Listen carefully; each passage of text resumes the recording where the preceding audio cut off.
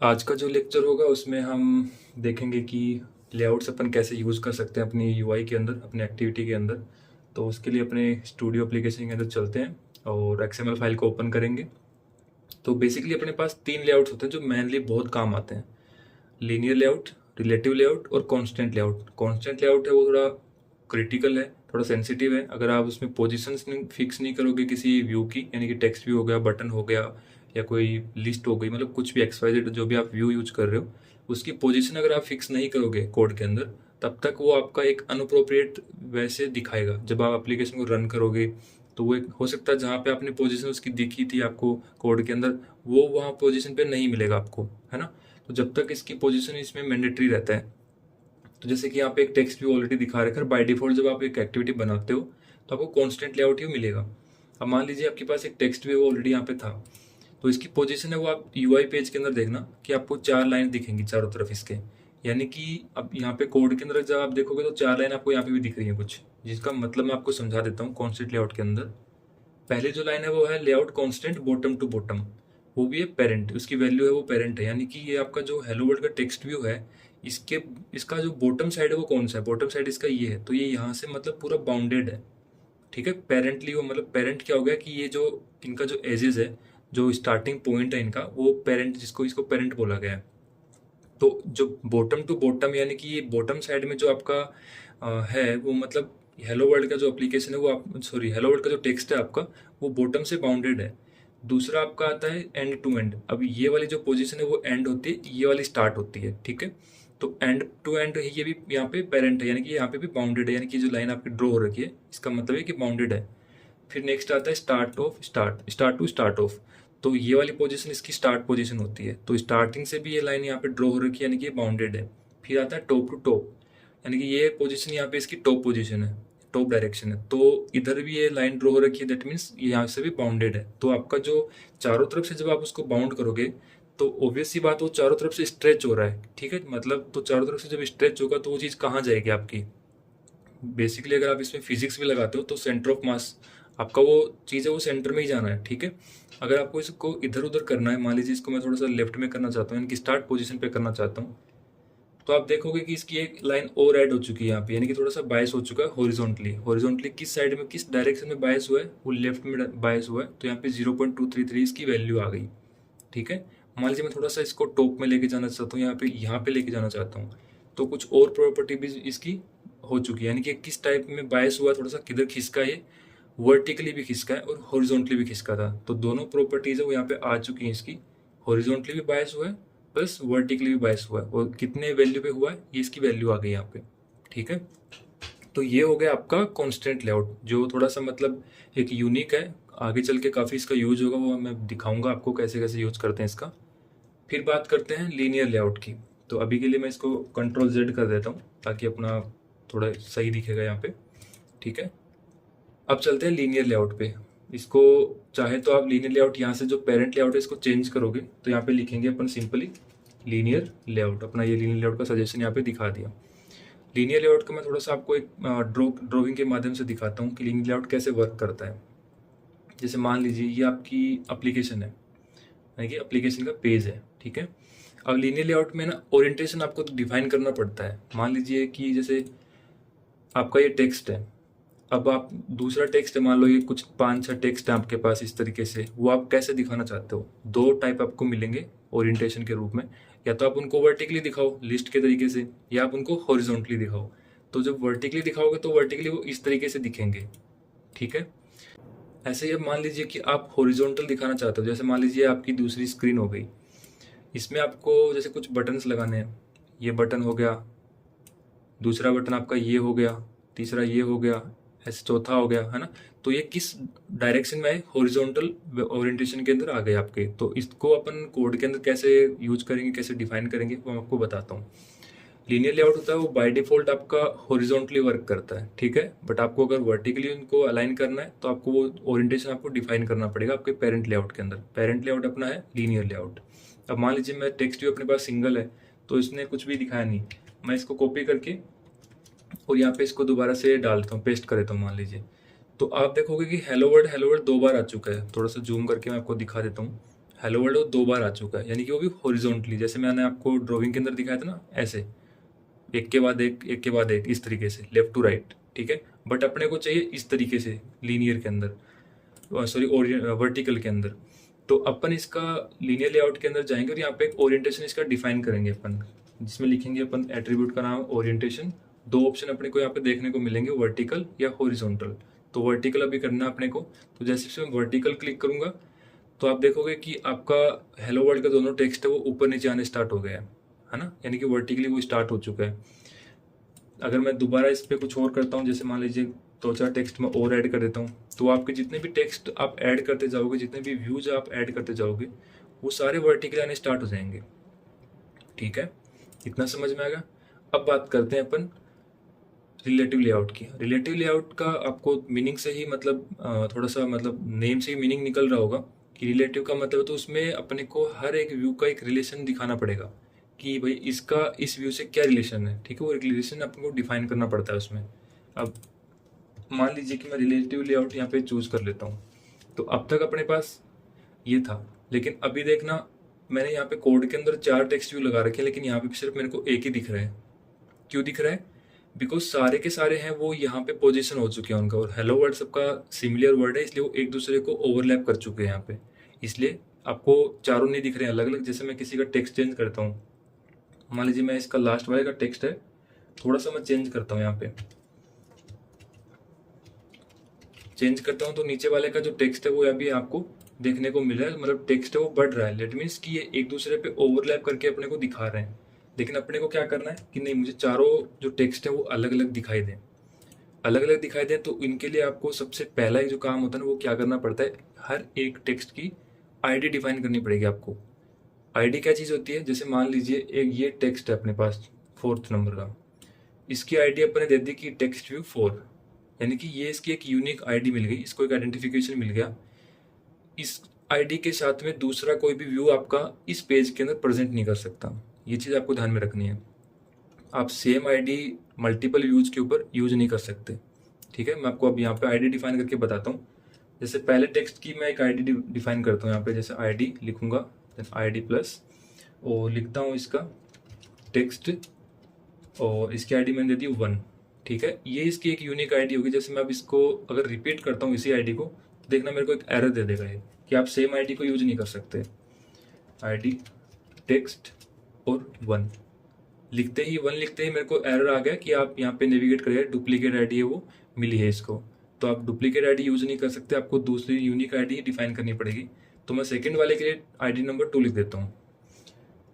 ऐसे ही same third के लिए अपन टेक्स्ट 3 लिख देंगे, आईडी और टेक्स्ट 3। ठीक है, मतलब ये इसके लिए यूनिक हो गई। और ऐसे ही अपन फोर्थ वाले के लिए लिख देंगे, आईडी टेक्स्ट 4। ठीक है, मतलब चारों टेक्स्ट व्यूज के लिए अपने यूनिक आईडी हो गई। ऐसे ही सिमिलर अपन बटन्स के लिए भी करेंगे, बटन हो या फिर यहाँ पे कोई इमेज हो या कोई लिस्ट हो, या मतलब XYZ जो भी व्यूज आप यूज करोगे इस पेज पे, तो उनकी सबकी यूनिक आईडी आपको डिफाइन करनी पड़ेगी। और इसके बाद अपन क्या करते हैं, अभी मेरे को क्या चाहिए कि भाई हेलो वर्ल्ड वो चारों अलग अलग पोजीशंस पे दिखाई दे, एक ही जगह पे दिखाई ना दे।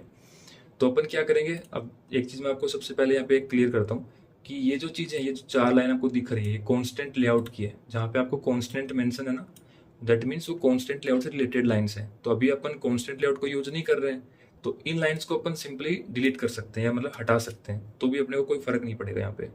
तो मैं चारों के लिए एक बार हटा देता हूँ ताकि अपना कोड वो लंबा ना हो। ओके, मैंने हटा दिया, फिर भी अपने पास कोई फर्क नहीं पड़ा क्योंकि हम कॉन्स्टेंट लेआउट को भी यूज नहीं कर रहे हैं, अपन रिलेटिव लेआउट को यूज कर रहे हैं। तो इसलिए ये इतना काम कर लिया अपन ने। अब करते हैं अपन इनका रिलेशन डिफाइन करते हैं कि मान लीजिए टेक्स्ट व्यू के बगल में मैं टेक्स्ट छोटा सा एक काम और करते हैं, जैसे हेलो वर्ल्ड हो गया, हेलो वर्ल्ड 2 हो गया, सॉरी 2 हो गया, यहाँ पे हेलो वर्ल्ड 3 हो गया, और यहाँ पे हेलो वर्ल्ड 4 हो गया। चारों का मतलब अपने टेक्स्ट भी है वो अलग अलग दे दिया ताकि अपने को थोड़ा सा पता चलेगा कि हाँ ये कौन सा टेक्स्ट है।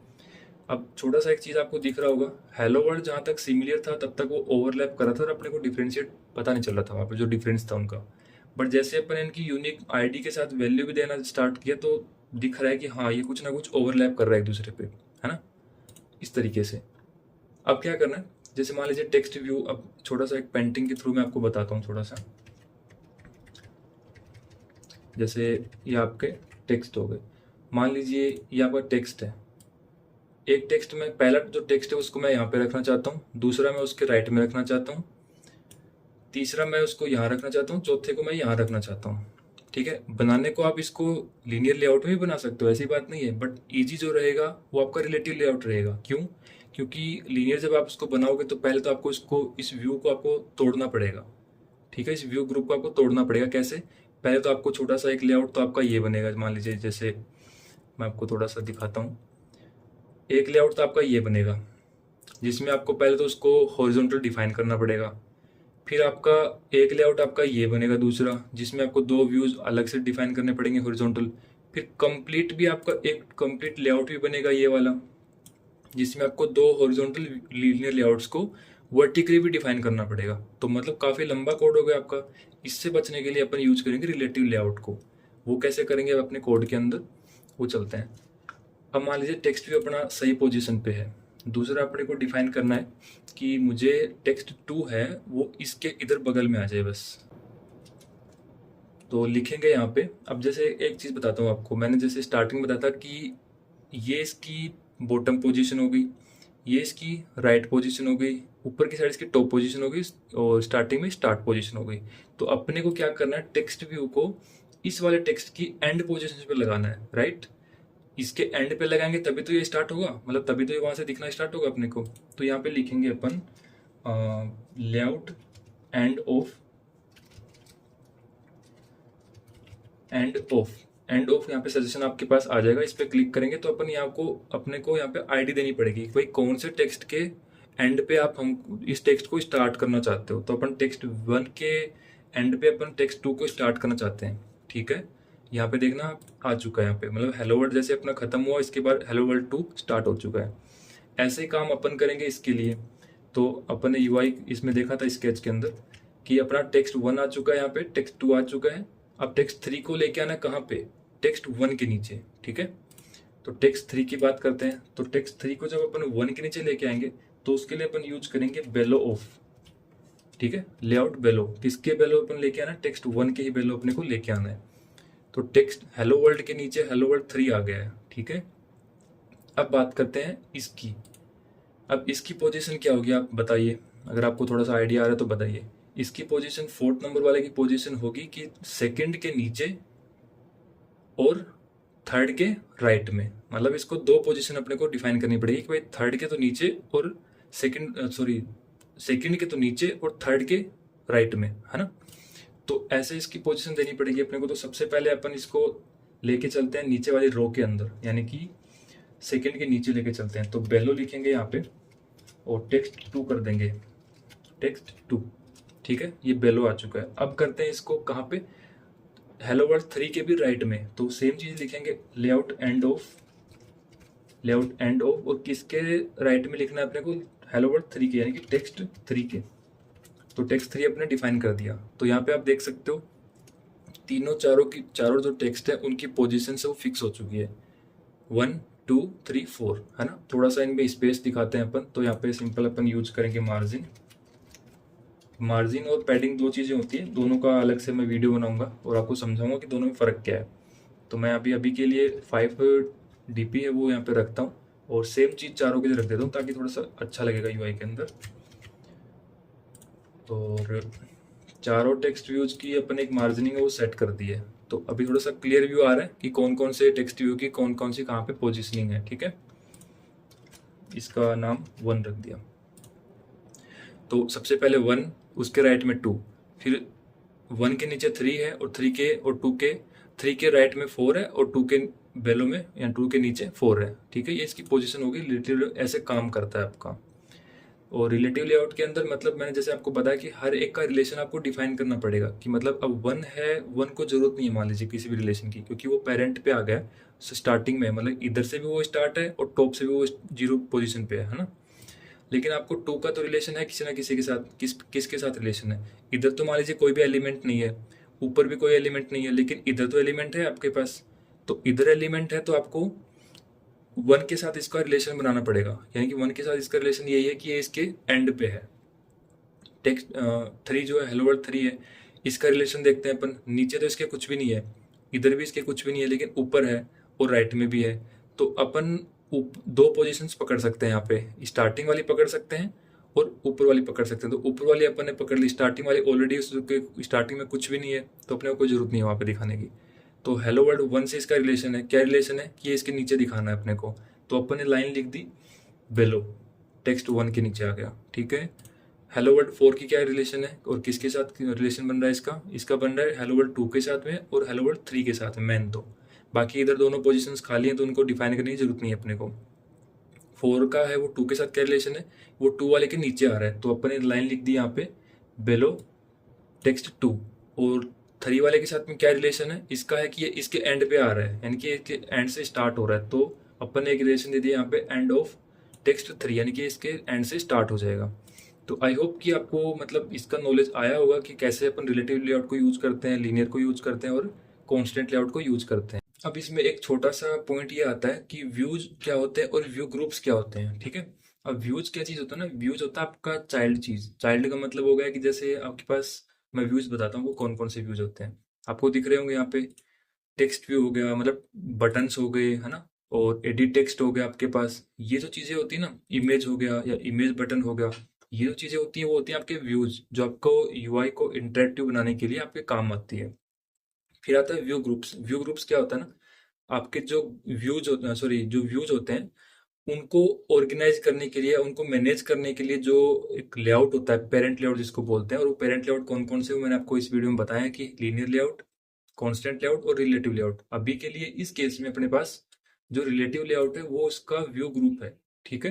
यानी कि जितने भी ये व्यूज हैं, 4 टाइप के अपन ने व्यूज यूज कर रखे हैं। यहाँ पे टेक्स्ट व्यू है, इनको ऑर्गेनाइज कौन कर रहा है, इनको मैनेज कौन कर रहा है, किसके अंडर में है ये सब, ये है रिलेटिव लेआउट के अंडर में। तो व्यू ग्रुप जो हो गया वो है रिलेटिव लेआउट, और व्यूज जो हो गए वो अपने ये हो गए, ठीक है।